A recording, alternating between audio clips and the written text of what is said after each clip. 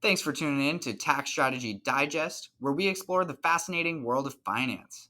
Join us as we dive into the stories, insights, and experiences of experts, thought leaders, and everyday people who are making a difference in this field. Through engaging conversations and thought provoking discussions, we'll take a deep dive into the latest research, trends, and innovations shaping finance. So sit back, relax, and get ready to learn something new on this journey here with us. Welcome to this episode of Tax Strategy Digest. Today, our guest is Patrick Lange, who specializes in the sales and acquisitions of heating and air companies. Patrick has been an entrepreneur his entire life, buying, growing, and selling businesses in multiple industries, including owning a residential heating and air company himself. Patrick is undoubtedly an expert in the field of business brokerage, having earned multiple awards for transactions and dollar volume of businesses sold. Patrick, thanks so much for joining me on the episode today. Paul, thank you so much for having me. I know we've been connected on LinkedIn forever, so it's good to sit down and be able to talk a little bit. Yeah, I'm really excited. So tell us what I missed in the intro. What's your story? Yeah, so I'll go back a little ways then to kind of how I got here. So I actually was in the financial planning business. I owned a financial planning company. Um, Decided I didn't want to go to work one day. It was kind of bad to own your own business and not want to be there. So I sold that company and started buying service companies. First, we got into the swimming pool service business, and we were buying, growing, and selling swimming pool companies throughout the state of Florida. And decided I wanted to do something different, and met a business broker at a BNI meeting.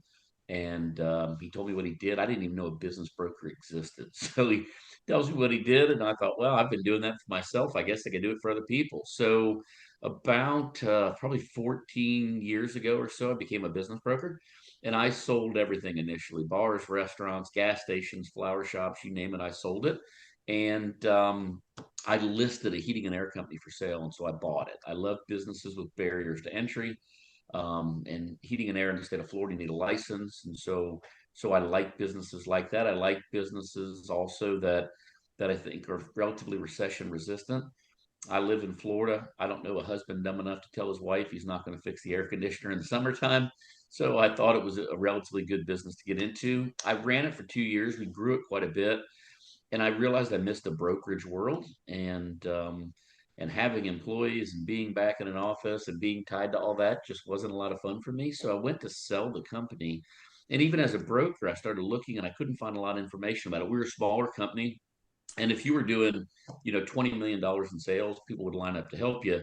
But we were doing just over $1 million in sales, and I couldn't find a lot of information. So my son actually bought me out. He ended up buying the business. I'm in his office today. So my office is still in his building. So I'm around the heating and air business all day, every day. And I decided that if I couldn't find anything, either could probably anybody else. So I decided to change my practice, just focus on heating and air. Initially in Florida, and then I sold a company in Georgia, and then the Carolinas, and next thing you know, I was nationwide. So we've been doing it for 6 years, exclusively doing the trades, and I've sold 120 heating and air companies in that period. So we've been fortunate to help a lot of people, see a lot of different businesses, and that's kind of how I got here. Perfect. And you mentioned you've sold about 120 of these heating and air companies. And so what's your traditional sales price? If there's someone listening, do you have a kind of a minimum or a maximum on people you'll help? No, really the smaller companies, and in the industry they call them chuck in a truck, kind of a one-man operation, are really the hardest to sell, for multiple reasons. But really, it's often not a business. It's just a high-paying job, right? And if they don't go to work, there's no revenue being generated, and nobody calls me wanting to work that hard. As buyers call me, they don't say, "Hey, I want to work 14 hours a day and then go home and do paperwork." So they want a business with people. So that's really the hardest. So I've tried to slow down on trying to sell one and two man operations, only because with a small company like that, they're extremely profitable. They have no overhead. So they're making a lot of money. The downside is a buyer looking at it says, well, I've got to pay somebody to get in the truck. I've then got to pay somebody to do the books. I've got to pay all these people. And so that buyer is not going to net anywhere close to what the seller's netting. So the buyer makes their offer based on what they can make, and it ends up being leaps and bounds away from what the seller's looking for. So it just makes it so challenging. And the right person to buy it is a young person just getting started, and they don't have any money. So it's kind of it's kind of a catch. The bulk of what I sell is probably 1.5 million in sales to 8 million in sales. I'll sell a few a year doing over $10 million in sales, and a few under that threshold, but the bulk is kind of right in between that ranges, and not necessarily by design. There's just a lot of them out there. So, what are some of maybe the underlooked attributes right now when it comes to buying or selling an HVAC company? What are some of the things that buyers and sellers should be looking for? Yeah, so kind of we'll answer that separately. From a buyer's perspective, a lot of buyers are looking for bigger companies to buy. There's been a lot of private equity interest in the space. And so there's a lot of people who've left private equity and are trying to copy that model and do it on their own. The problem is pricing is extremely high right now on those bigger companies. And for somebody getting into the business with no industry experience, they're going to have a steep learning curve.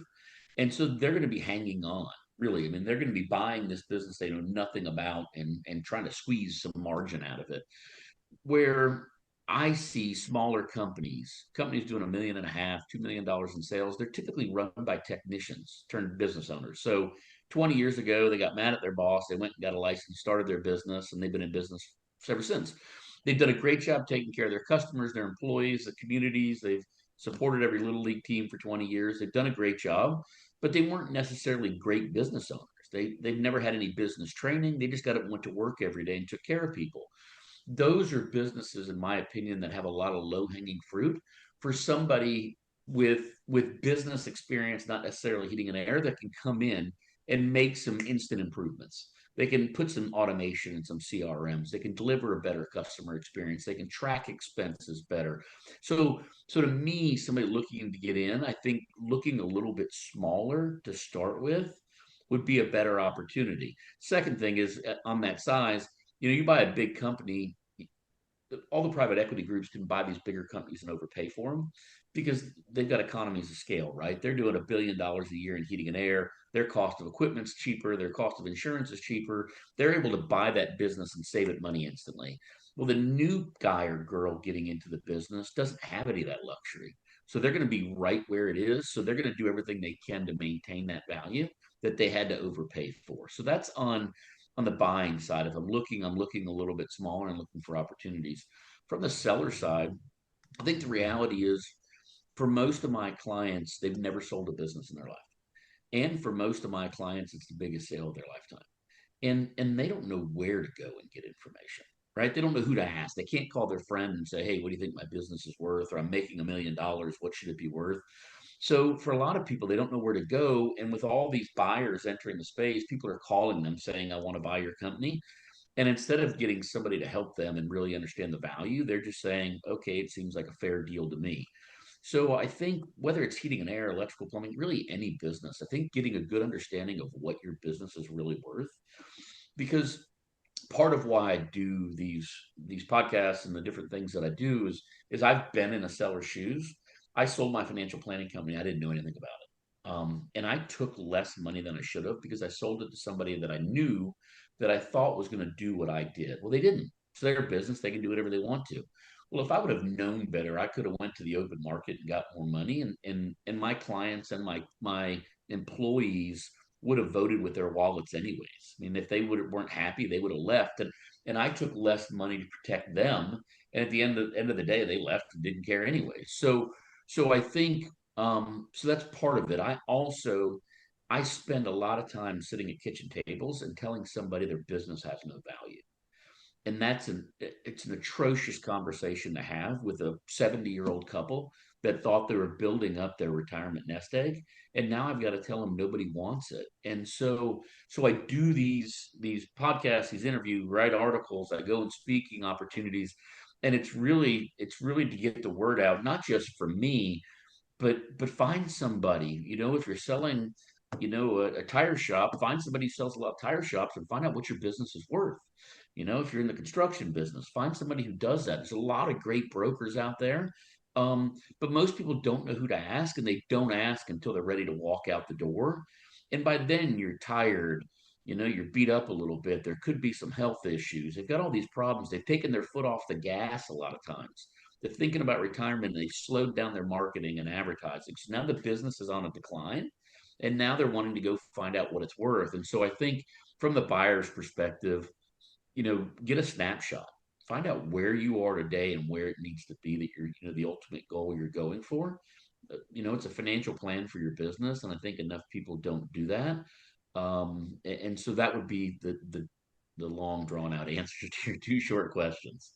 No, that's perfect. I I know you touched on it very briefly. You mentioned about how technology having CRMs, different smaller attributes just like that. Have you seen there be opportunities for buyers to come in and maybe utilize some of these new technologies that are currently being developed and be able to modernize maybe a little bit older of business practices and just absolutely ramp up the value of those businesses? 100%. Absolutely. See it happen all the time. And especially when they buy at the smaller level, right? You buy a $10 million company, they're already going to have systems in place and salespeople in place and technology in place and delivering value and doing those things. You buy a company doing 1.5 million, and they're just struggling to keep up. Oftentimes they're so busy they can't handle the work they've got. So the thought of them of marketing and advertising is just a foreign language. They don't want the phone to ring anymore. It's ringing more than they can handle. And so absolutely, somebody can come in and deliver a better client experience using automation. Use the heating and airspace as an example with CRMs. There's CRMs now that you can enter Mrs. Smith, her appointment at 10 o'clock on Tuesday, and it's going to send her an email letting her know, confirm the appointment. 20 minutes before, she's going to get a text and say, "Hey, Johnny's on his way out. Here's a picture of Johnny so you know who he is. He likes long walks on the beach and has 3 kids, and he's a nice guy. And he'll be there in 20 minutes, and you could track him along the way."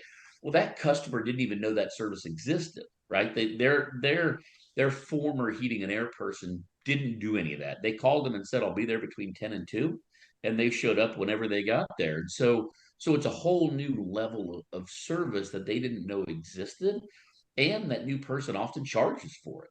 They're able to charge more money because they're delivering more value. They're talking about more options. Many people, they're struggling to keep up with the work they've got.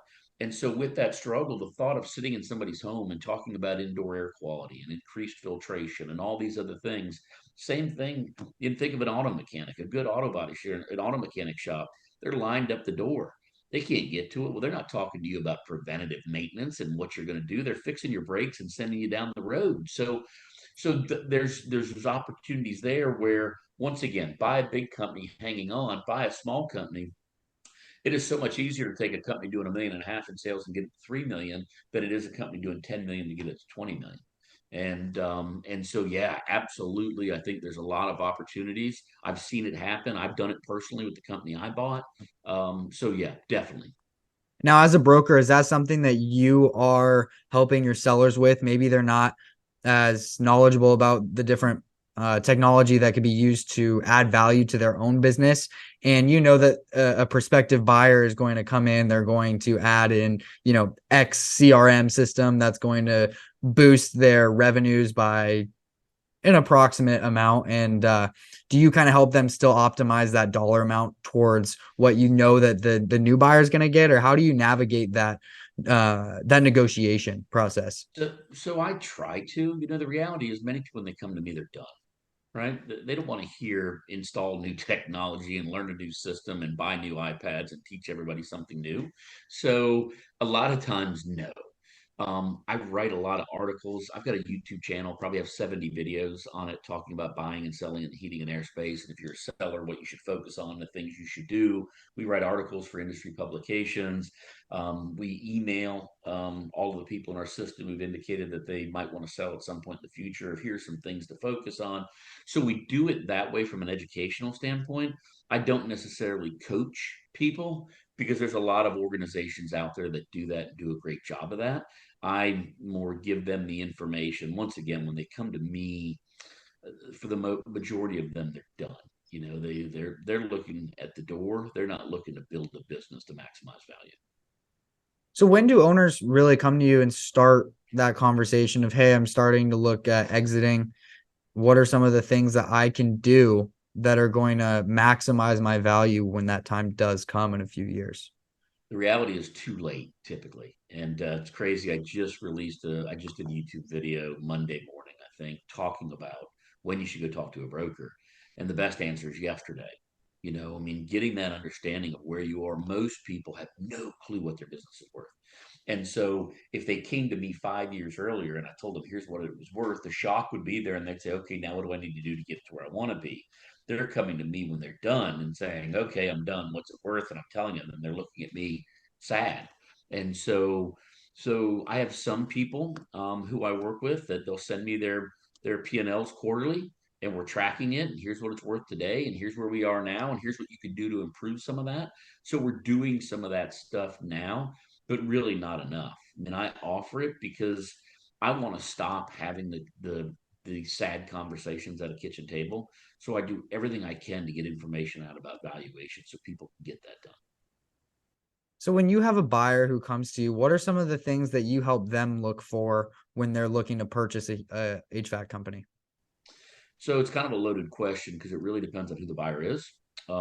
We sell quite a few companies to private equity groups.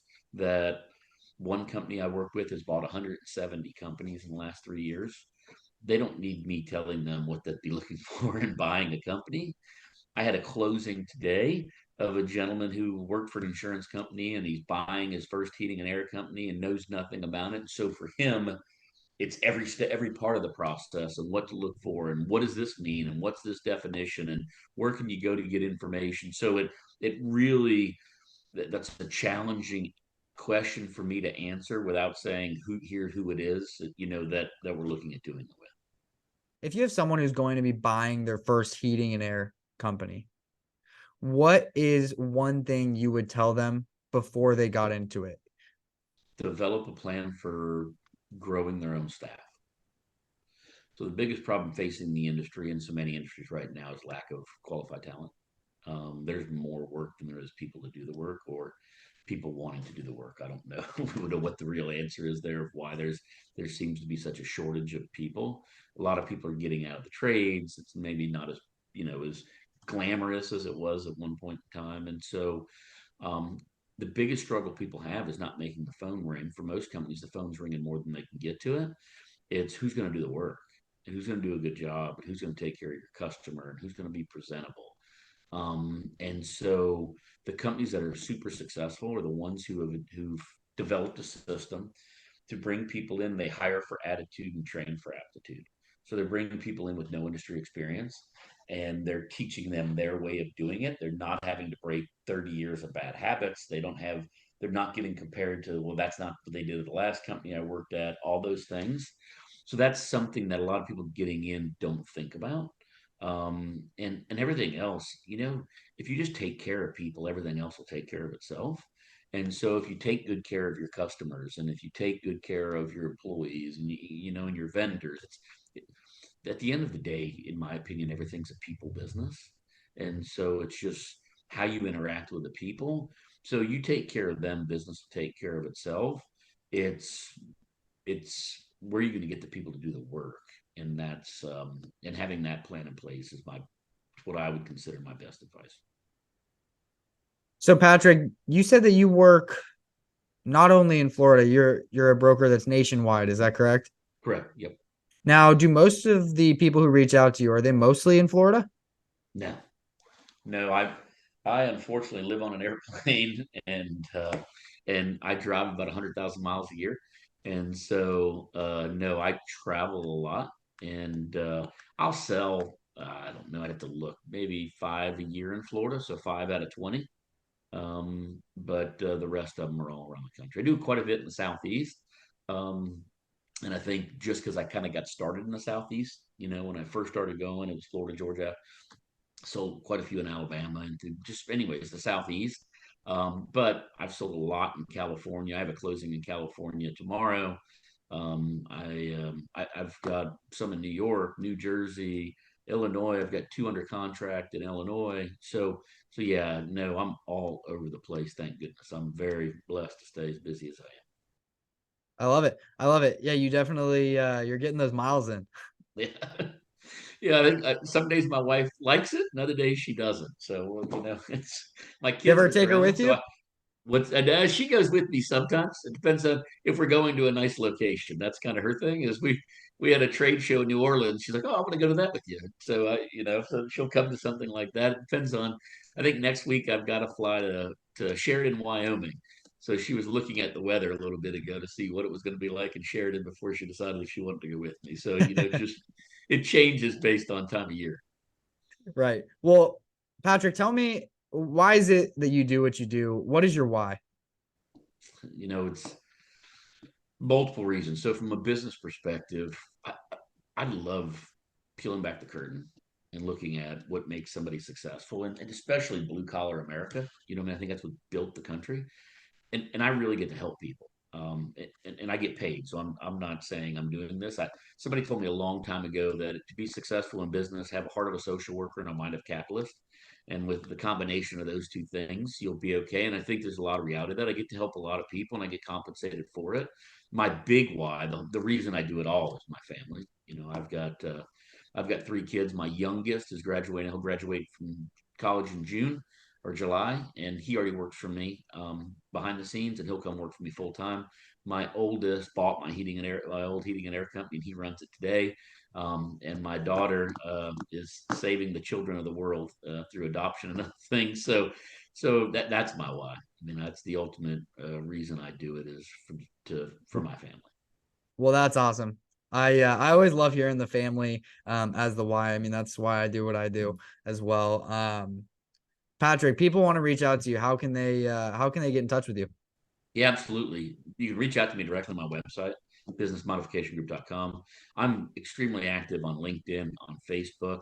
I have a YouTube channel. When you look me up, just Patrick Lange Business Modification Group, you'll see another Patrick Lange. He's a triathlete and in a lot better shape than I am. So if you get to that one, that's the wrong page. But you look for a chunky guy sitting in the woods talking about buying and selling heating and air companies, then you're on the right page. And so, but I'm happy to answer any questions I have, even if it's not heating and air related. If you're, looking for a broker or looking to what about this in my business or how about that? I've sold a lot of businesses over the years, and so I can certainly help in other fields or point you in the direction of somebody who can. Perfect. Well, Patrick, thank you so much for your time. I really appreciated you coming on here. And for those of you listening in, thanks so much for listening to this episode of Tax Strategy Digest. Thank you so much for having me, Paul. I really appreciate it.